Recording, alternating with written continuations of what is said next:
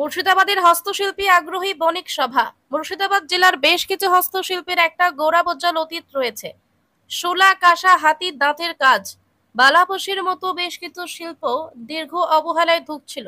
শিল্পীদের পরিবারে নতুন প্রজন্ম সরে আসছিল। ইদানিং আবার শোলা, পাটের কাজের হাত ধরে ফেনিক্সের মতো জেগে ওঠার স্বপ্ন দেখছে। স্বপ্ন দেখাচ্ছে ডিআরডি সেল। গড়ে উঠছে নতুন নতুন স্বয়ম্ভর গোষ্ঠী। স্বয়ম্বর গোষ্ঠীর মহিলাদের তৈরি হস্তশিল্প সামগ্রী রাজ্য ও জাতীয় স্তরে পুরস্কৃত হয়েছে। এক একজন মহিলা উদ্যোগী 10 থেকে 50 লক্ষ টাকার কাজের বরাত পেয়েছেন। এবারে মুর্শিদাবাদের নিজস্ব শিল্পী আগ্রহ দেখালো Bengal national chamber of commerce and industry. বুধবার জেলা প্রশাসনের সঙ্গে যৌথ উদ্যোগে এক কর্মশালায় বণিক সভার কর্মকর্তারা ঘোষণা করেন কলকাতায় ক্ষুদিরাম অনুশীলন কেন্দ্রে তাদের বাণিজ্য মেলায় মুর্শিদাবাদের আলাদা প্যাভিলিয়ন রাখা হবে এবং প্যাভিলিয়নের ব্যয় তারাই বহন করবেন।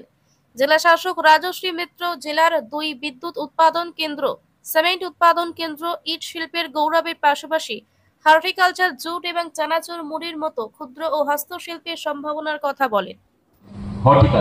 হর্টিকালচারে মানে এটা পশ্চিমবঙ্গে বলা যায় সেরা জেলা।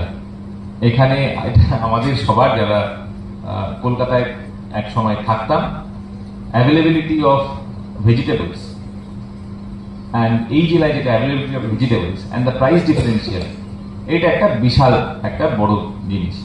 এইখানে স্কোপ আছে organised industry, organised packing, transporting industry.